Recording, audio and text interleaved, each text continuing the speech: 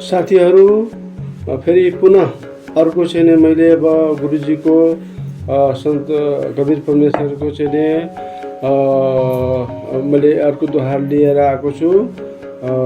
दोहाको नाम हो गुरु गोविंद दोनों खरे काको लागू पाओ बलिहारी गुरु आपने जो गोविंद दियो बताए। मतलब बिना यसको अर्थ यही हो कि गुरु बिना हामीले परमात्मा समक्ष पुग्न सक्दैनौँ। त्यसैले हामीले चाहिँ अब यदि गुरु र गोविन्द एकै साथमा हुनुहुन्छ भने हामीले पहिला गुरुलाई प्रणाम गर्नुपर्छ, किनभने भगवानलाई चिनाउने गुरु हुनुहुन्छ। त्यसैले उहाँलाई पहिले दण्डवत प्रणाम गर्नुपर्छ भन्ने हामीलाई चाहिँ गुरुजीले ज्ञान दिनुभएको छ। सत्